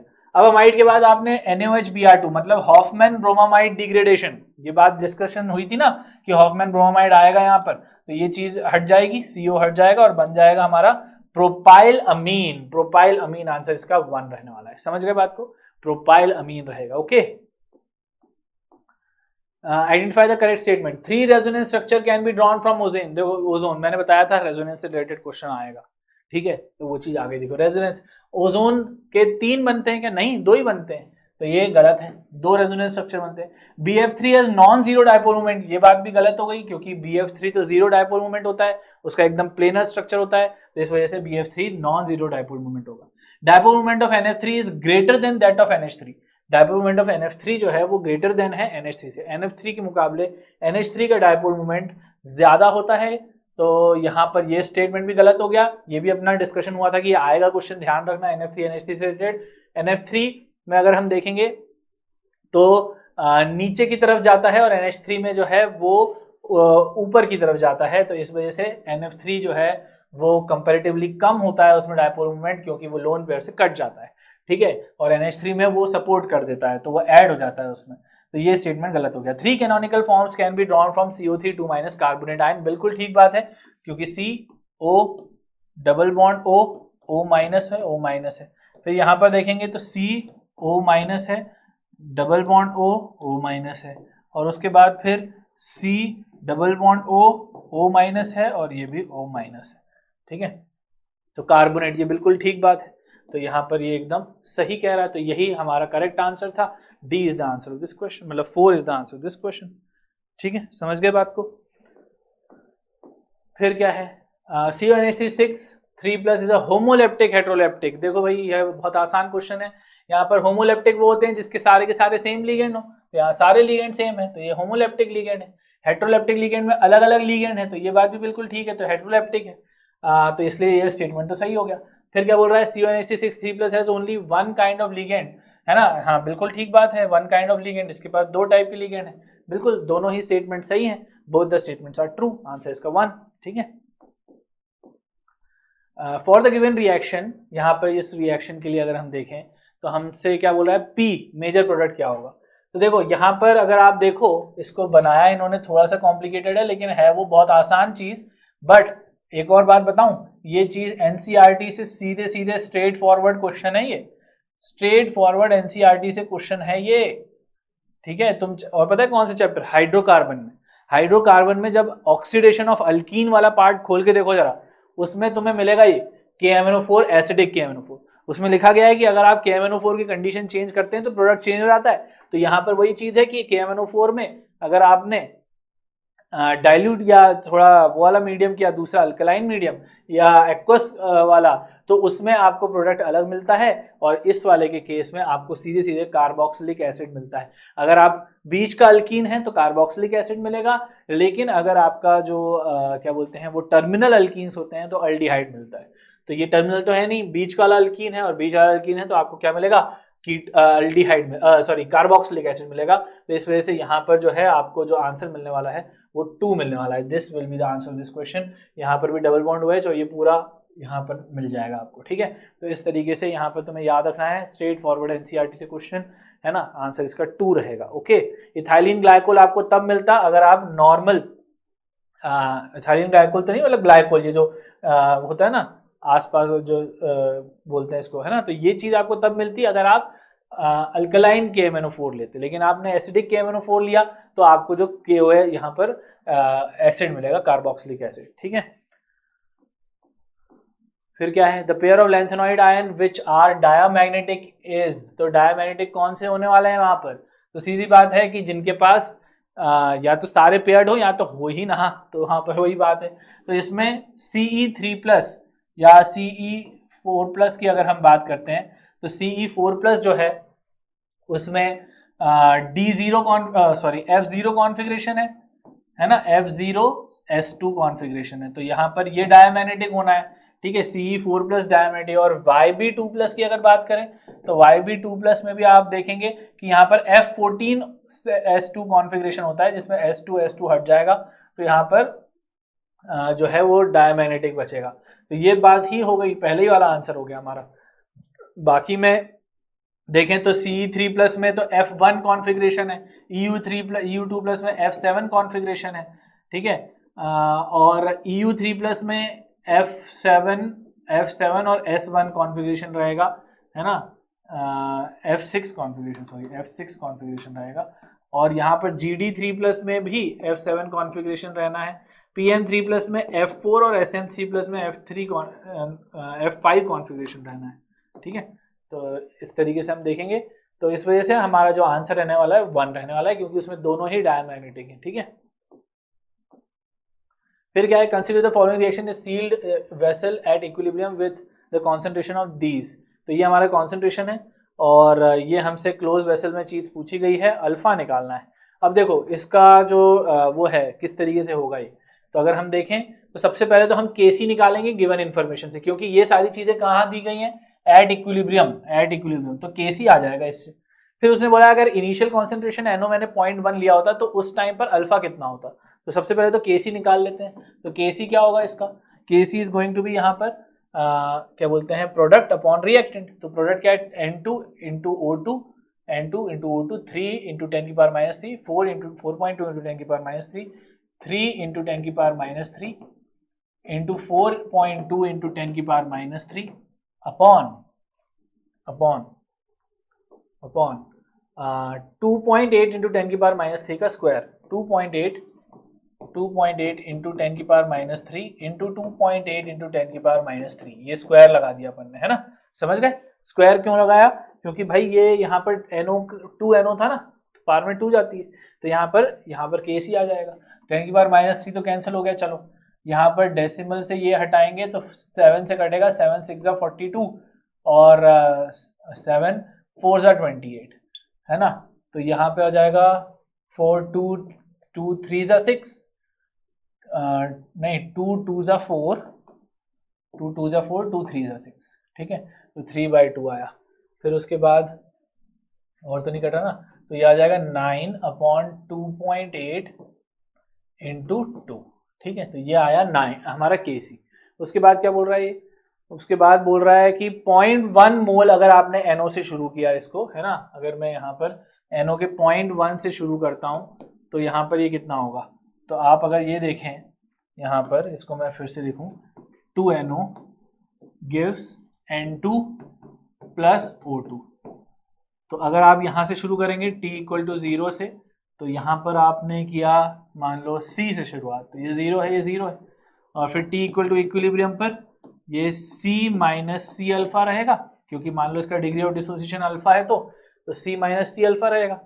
अब 2 से बना 1, तो C अल्फा से बनेगा C अल्फा बाय 2, ये बनेगा C अल्फा बाय 2, और ये भी बनेगा C अल्फा बाय 2। समझ गए ना, है कि नहीं।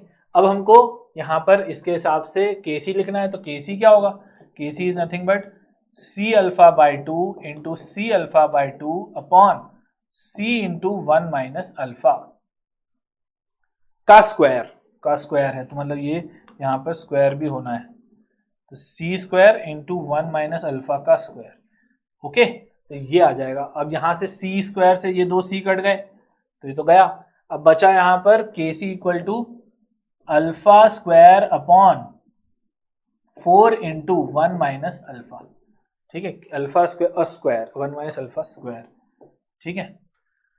तो ये यहाँ पर रहेगा। अब उसके हिसाब से अगर हम देखें तो इसको हम इक्वेट कर देते हैं इससे, ये जो आया है, तो alpha square upon 4 into 1 minus alpha का square is equals to 9 upon 2.8 into 2, ठीक है। तो यहाँ से अगर मैं ये डेसिमल हटा के यहाँ 0 लगा दूँ, तो ये 2 2 जा 4 जा रहा है और 2 7 जा 14 आ रहा है, ठीक है। तो 9/7 आया है, 90/7 आया, और 90/7 है ना, 90/7 कितना होता है, 7 कितने जा 7 1 जा 7, 2 27, 2 जा 14, 7 2 जा 14, है ना, 7 2 जा 14, हाँ 12, और 6 कैरी ओवर हुआ, तो 7 7 जा 7 8 जा 56, 12.8 के आसपास। अब उसको जब मैं वो करूँगा, है ना, एक मिनट, सही लिया है कि नहीं, अल्फा स्क्वायर, हाँ सही तो लिया है, 12.8, है ना। उसके बाद में अगर इसका स्क्वायर रूट करेंगे तो कुल मिला के जो अल्फा की वैल्यू आएगी that will come out to be, alpha ही निकालना था ना अपन, यहाँ पर जो आएगा अल्फा 12 पॉइंट, इसका अल्फा अपॉन 1 माइनस अल्फा अगर करते हैं तो उसका स्क्वायर रूट लेना पड़ेगा, है ना। स्क्वायर रूट 12 का स्क्वायर रूट 3 पॉइंट समथिंग रहना है, 3 पॉइंट, अपन कैलकुलेशन सही कर रहे हैं कि नहीं, देखो 9 2.3 2.8 4 7 4 जा 7 6 जा 2 2 जा 4 2 3 जा 6 3/2 2 2 2.8 इंटू 2, सही तो किया है यहाँ पर, ठीक है, यहाँ तक तो सही है। फिर अपन ने डेसिमल हटा के ऊपर कर दिया, इसको 4 करके लेके आए, ये बात भी एकदम सही कर रहे हैं अपन, ठीक है।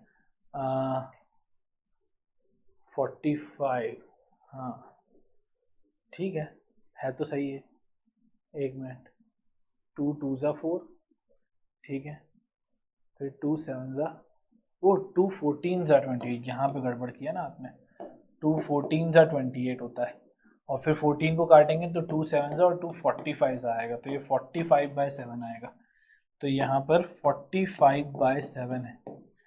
अब 45/7 का मतलब होता है 7 कितने जा 45 होता है, 7 6 जा 42, तो 6 पॉइंट समथिंग आना है, और है ना कितना आएगा 6 पॉइंट समथिंग, और 6 पॉइंट समथिंग का स्क्वायर रूट लेना है आपको, क्योंकि अल्फा स्क्वायर आया है ना, तो 6 पॉइंट समथिंग का स्क्वायर कितना आएगा,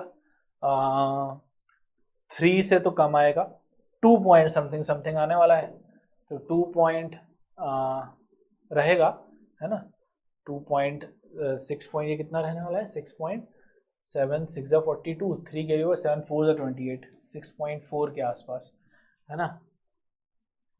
तो 6.4 का स्क्वायर रूट अगर हम देखेंगे तो कितना होगा ये 2 पॉइंट, है ना, 6.4 है ना, तो 4 से 2 की तरफ ज़्यादा जा रहा है, तो 2.6 या 2.7 के आसपास रहेगा ये 2.7। तो अगर मैं यहाँ पर इसको ले जाऊँ, अप्रॉक्सीमेट करूँ, तो अल्फ़ा, है ना, ये अप्रॉक्सीमेट किया है मैंने यहाँ पर, तो alpha is equals to 2.7 minus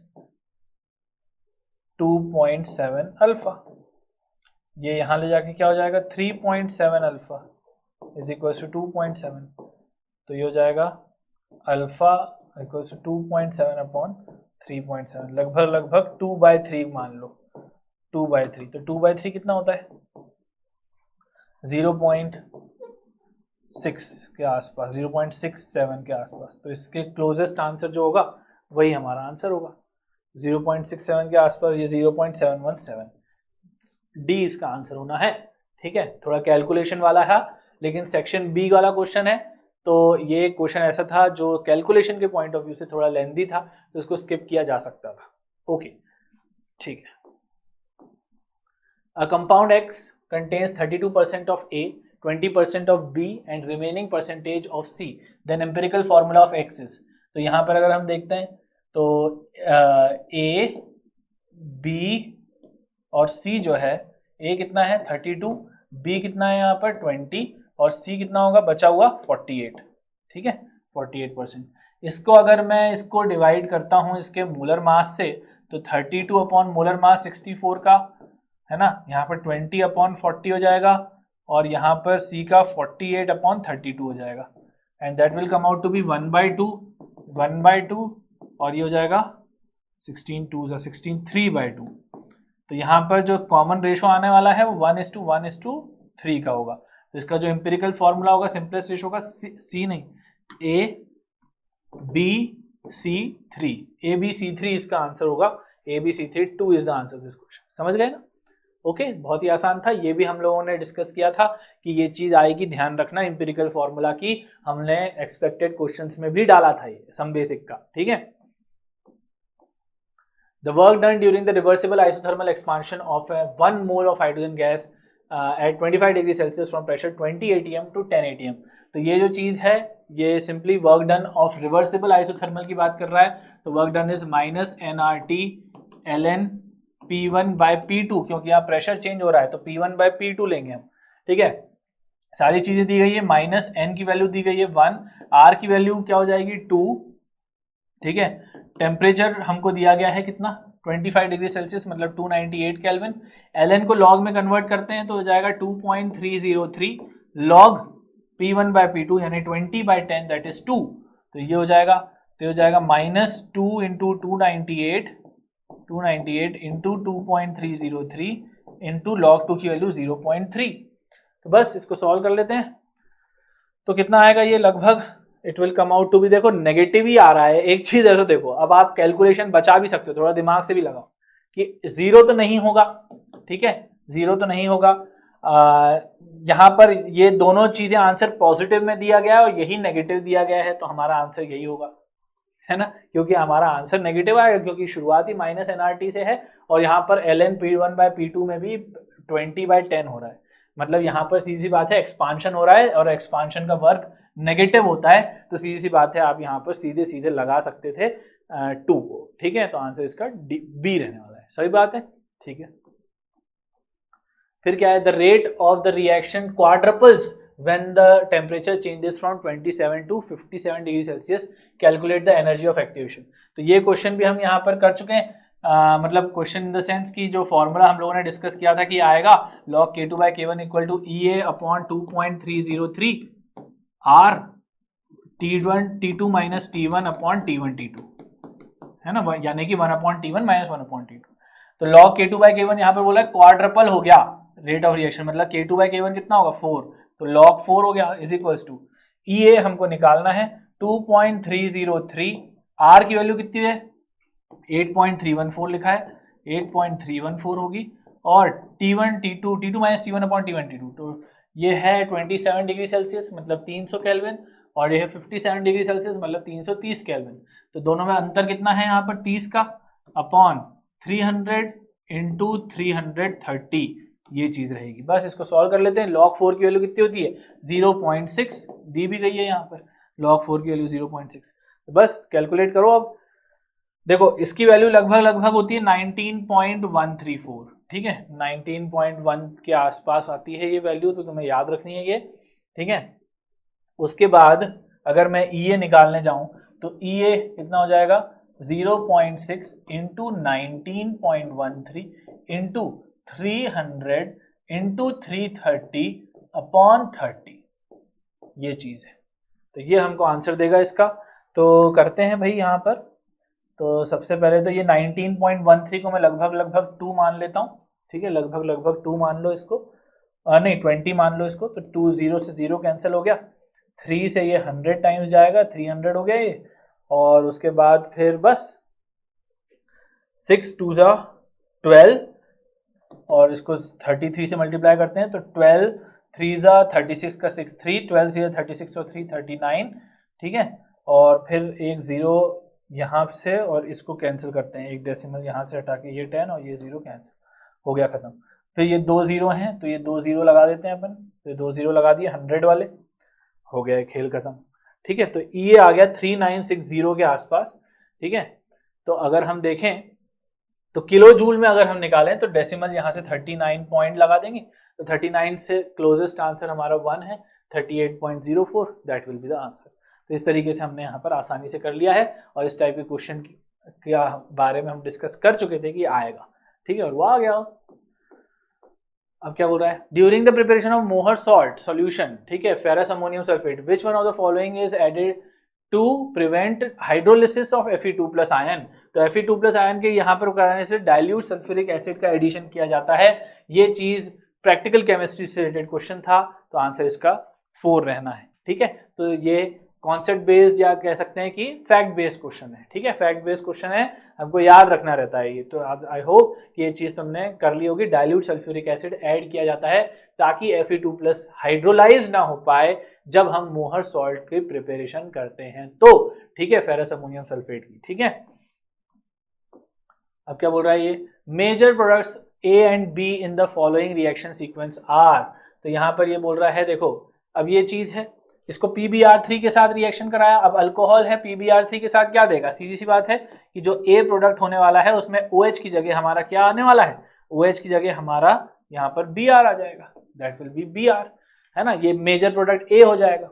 उसके बाद alcoholic KOH, now alcoholic KOH से हमको स्ट्रेट फॉरवर्ड हम जानते हैं कि डिहाइड्रोहेलोजिनेशन होता है, अल्फा बीटा एलिमिनेशन होता है, अल्कोहलिक KOH से डिहाइड्रोहेलोजिनेशन होता है, अल्फा बीटा एलिमिनेशन होता है, और बनता है most substituted alkene as a major product. तो यहाँ पर जो सेटजेफ रूल है वो यहाँ पर लगता है। तो उस हिसाब से अगर हम देखें तो ये Br जो है वो यहाँ वाला हाइड्रोजन भी एक्सट्रैक्ट करके जा सकता है, और यहाँ वाला हाइड्रोजन भी एक्सट्रैक्ट करके जा सकता है, 2 हाइड्रोजन यहाँ पर जा सकते हैं। तो अगर हम दोनों प्रोडक्ट देखें इसके, तो ऑन अल्कोहलिक KOH, तो यहाँ पर जो 2 प्रोडक्ट पॉसिबल हैं, वो एक प्रोडक्ट तो ये है कि यहाँ पर ये CH3 है और यहाँ पर डबल बॉन्ड बन जाए, एक ये पॉसिबिलिटी है, प्लस दूसरी पॉसिबिलिटी है इसके पास कि वो चीज यहाँ से ये CH3 बनाए, ये CH3 बनाए और यहां डबल बॉन्ड लगा दे। तो अगर ऐसा होगा तो ज्यादा सब्स्टिट्यूटेड यानी कि जिसके पास अल्फा हाइड्रोजन सबसे ज्यादा होंगे, जो हाइपर कॉन्जुगेशन में सबसे ज्यादा स्टेबलाइज रहेगा वो ये वाला रहेगा, क्योंकि इसके पास 3 अल्फा 2 अल्फा और यहां पर भी 2 अल्फा रहेंगे। तो कितने हो गए, 2 3 2 5 और 2 5 और 3 8, नहीं 4 और 3 7 अल्फा हाइड्रोजन है। और यहां पर कितने अल्फा हाइड्रोजन है, यहां पर एक ही है और यहां पर 2 है, तो टोटल 3 अल्फा हाइड्रोजन है, यहाँ पर 7 अल्फा हाइड्रोजन है। तो ये सेटजेफ के हिसाब से this will be the major product, मतलब CH3 के बाद लगा हुआ। तो हमारे पास जो रहेगा, देखो ये तो बनने से रहे, हमारे पास जो रहेगा वो या ये और ये बन रहे हैं, लेकिन ये नहीं बन रहा है, ये बन रहा है। तो हमारा आंसर जो रहने वाला है वो 1 रहने वाला है। क्या बात समझ में आ गई? सेटजेफ प्रोडक्ट बनेगा हमारा major product because of 7 alpha hydrogen यहाँ पर। ठीक है, समझ गए बात को? ठीक है, ये हो गई बात। Okay, so that's it, that's all for the discussion of this year's NEET exam. जो हमारी साल भर की जो मेहनत है वो हम लोगों ने यहाँ पर एकदम निचोड़ के डाल दी थी। आई होप कि ये चीज से तुमको आइडिया हो गया होगा और तुमको ये भी आइडिया हो जाएगा कि अब तुम्हारा जो है कैसा रहा है ना, परफॉर्मेंस कैसा रहा, और अब आगे क्या करना है, कैसे हमको स्ट्रेटेजाइज करना है हमारे आगे की चीज़ों को। तो वो चीज़ भी तुम अब समझ पाओगे कि अब हमने क्या क्या चीज़ें देखी हैं।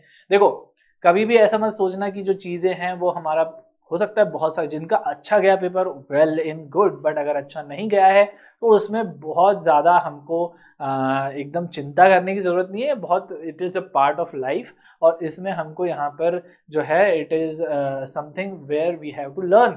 हमने कहाँ गलतियाँ करी हैं, हम कहाँ पर सुधार कर सकते हैं, हम इन्हीं चीज़ों में जो हमने इस पूरे ड्यूरेशन में सीखा है उस चीज़ में से हम कैसे आगे बढ़ सकते हैं, उस चीज़ के बारे में हमको जानना है। तो बस अच्छे से एनालाइज करो चीज़ों को और फिर आगे बढ़ो। जिन लोगों का एग्जाम अच्छा गया है उनके लिए बहुत बहुत कॉन्ग्रेचुलेशंस, और अब देखते हैं रिजल्ट क्या रहने वाला है। ठीक है, तो stay positive and stay blessed. Okay, bye bye, take care, keep the जोश हाई, बाय बाय।